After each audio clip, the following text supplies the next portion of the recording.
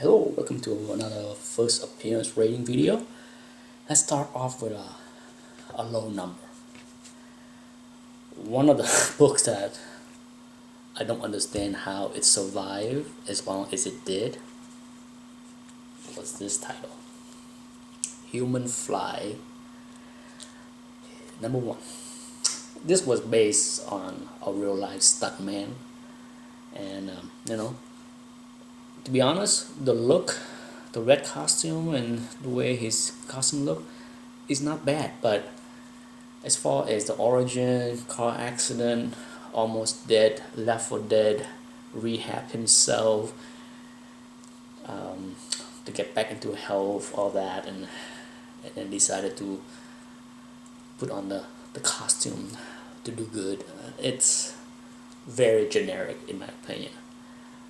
There's nothing, in my opinion, there's nothing creative really or innovative or original about that. So I had to give this a pretty low mark. If the costume was not as good as we see here, it would get an even lower mark for me. But I give this book, 2 out of 5 as far as the name, the costume, and the power. It would be cool if the human fly is like the Fly, right?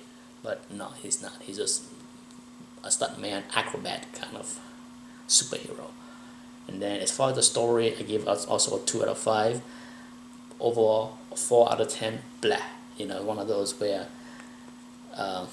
certainly if I was around to buy number 1 issue just for the sake of having number 1 issue, I don't see myself returning to buy number 2. No way. And I think this book went up to issues 17 or 18, so that's a long time. I can't imagine that it lasts over a year and a half. Next up is perhaps one of the better villain, in my opinion. Often, I am guilty of giving high rating to villains that are powerful and look cool and all that stuff. Like, for example, Galactus, or Doctor Doom. But once in a while, there's a villain out there that look, I would say, normal, with not superpower, but yet it's just plain cool. The Kingpin. Even the name is cool. Kingpin is not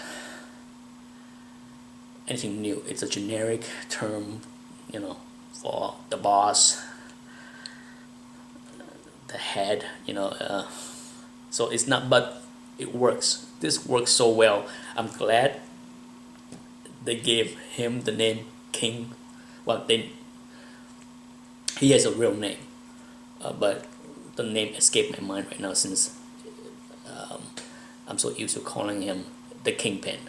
But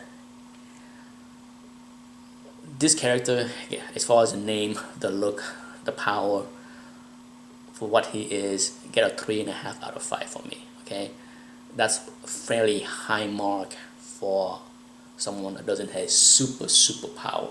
He's just a big guy, mean, with a mean streak, and it fit his personality. The personality that Stan gave him fit him perfectly. Awesome. And the art inside of this book is top notch by John Romita. The story is really good. I enjoyed the trilogy. I will do a video another time to showcase the 3 books and then give you the close look of this one. But the story got a 4 out of 5 for me. It's one of the better trilogy out there as far as for Spider-Man is concerned. So you have this book get a 7.5 out of 10. I think for me the Kingpin rating goes higher over the years. Certainly by the time we reach the mid 80s, with the way Frank Miller bring him into the, the stage with Daredevil. You know, he went from being the staple of Spider-Man to one of Daredevil's best enemy for many years. So I think no doubt, you know, my rating of him would have been going higher and higher if, you know, I can go and rate him today based on what happened with Frank Miller and Spider-Man and Daredevil. But for now, in this book, in the current state that he's in, he got a 7. This book got a 7.5 out of 10. Awesome, iconic cover. Last but not least, Marvel feature number 1. The first time, The Defenders. I like the name. So something cool about The Defenders, okay? I can tell you, I did not. The first time I hear the word Defenders, it was not comic books. It was a video game, the arcade game, because my local comic book store in the 80s had a Miss Pac-Man and then the Defenders game, and that game was so hard. That's one game I can't figure out how to play. I gave up trying to play that game after losing too many quarters and die off too quickly. But this book, if I bought this off the rack, I definitely would have patiently, eagerly wait for issue number 2, which came out I think three months later, because at the time I think this was a quarterly book. And this is one heck of an odd team up. Okay, you have the Hulk, Submariner, and Doctor Strange. But it's intriguing enough as far as the story itself that if I was buying it, I would definitely want to see issue number 2 to see where they're going, because you know it's always odd to see Doctor Strange in any team, in my opinion, just because of the way he is and his power, and then you throw in the Hulk and then Submariner. But for that, as far as you know, the team itself, I like the oddity of the team, which get a 3.5 out of 5 for me. And then of course I gave 3.5 out of 5 for the story. So altogether I get a 7 out of 10. I will give you a close-up look because the art inside is quite interesting.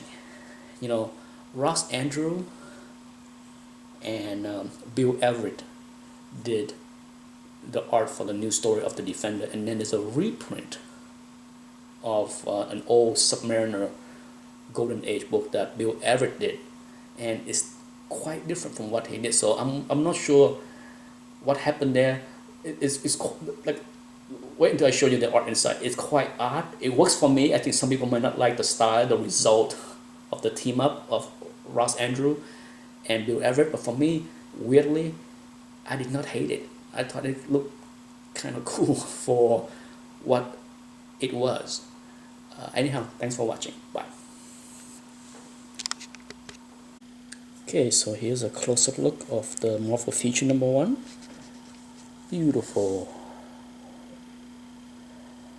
razor sharp edges and corner for this book. The biggest flaw of this book, of course, is a little staple rub right here, which is very common for a square bound book. But other than that, the book is probably a 9.4, 9.6 at least. I have seen a 9.8 with this kind of flaws, for which I disagree with, but it wouldn't surprise me if this book got a 9.6 if I submit it. It's one of those eBay purchases years ago that I paid fairly cheap for it. So when it arrived, I was shocked at how nice this book was. Okay, let's take a look inside. As you can see, Ross Andrew and Bill Everett. Bill Everett have inked a lot of stuff in the 60s, but he definitely was probably more well known for his Golden Age work with the Submariner in the 50s. You can see right here, which is pretty good. I really like the rendition of Doctor Strange in this state.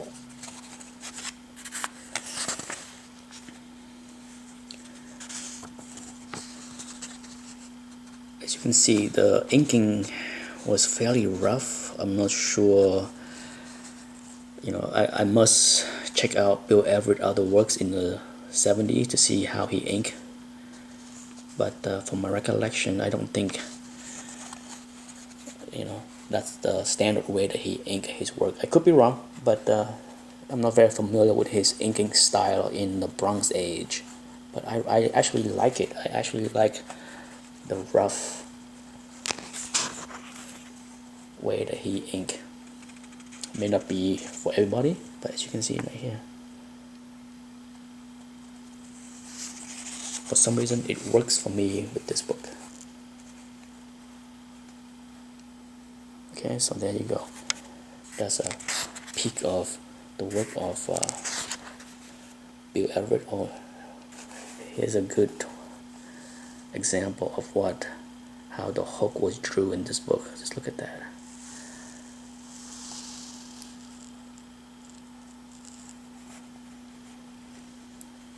Like I said, it works for me.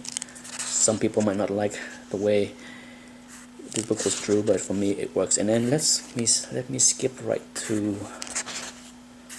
the second part of this book, which have a reprint of a 1955 Submariner that was pencil and ink by Bill Everett himself, 1955. So look at this, very clean.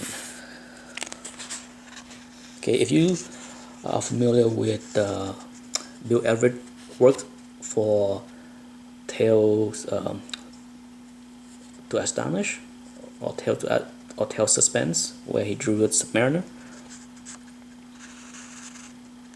it's resemble more of the way he drew in the Golden Age. Okay, very clean, great actually. You know, comparing this to the way I think, you know, I'm a big fan of Bill Everett's work in the Golden Age compared to, say, Simon and Kirby. I like Simon and Kirby too, but I find Everett to be more polished, in my opinion. So as you can see, that look pretty good, right?